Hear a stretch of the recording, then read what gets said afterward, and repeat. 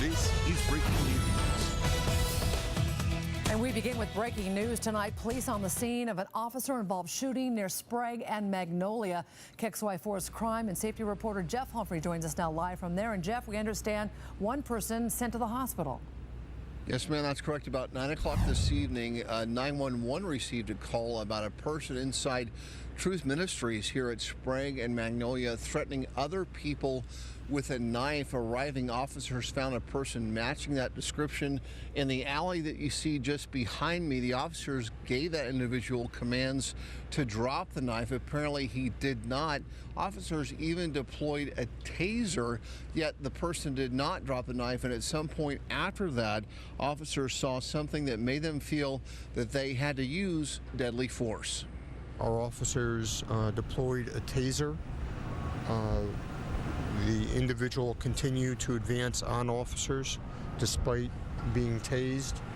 Officers continued to give that individual verbal commands to put down the weapon and to stop proceeding towards officers. He refused to do so, and we engaged the individual. And after officers fired upon this person, he was no longer a threat with that knife. They did use Quick Clot. It's a clotting agent in the hopes of keeping him from bleeding to death. As you can see, Nadine, we're also right next door to Fire Station 7, and the paramedics inside that station came out and rendered aid as well. The person who was shot was taken to a local hospital.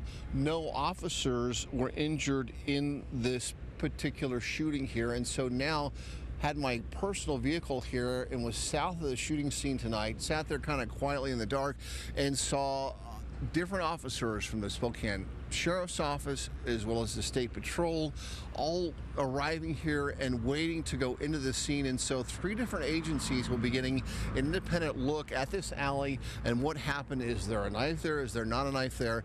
And so that there is less ability for there to be any type of misunderstanding about exactly what happened here. State Patrol, though, is the lead agency in this investigation.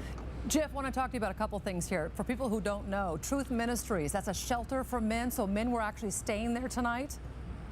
We understand that Truth Ministries was actually going through some tough economic times, and the sign right now on top of this building says it is the Mending Fencing Fellowship, although we know this area here at Sprague and Magnolia to be a spot that has been a homeless or drop-in shelter for homeless people for a long time, and you get the impression that's exactly what happened, that there were people inside some sort of shelter, and someone inside was causing a disturbance, including threatening other people with a knife, and then someone inside the shelter called 911. And Jeff, it seems unusual that the police chief would speak to the media so soon after the shooting. Is this something new? Is this new protocol for the chief?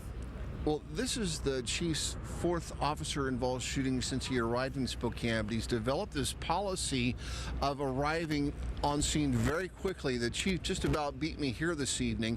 I saw him to the south of the shooting scene, meeting with the officers involved, and then the chief, as you said, has adopted this policy of coming out at least preliminarily saying, this is what I know at this point. We've only been here for 30 minutes, but I'm not going to let you guess or wonder what happened based on everything I've heard so far.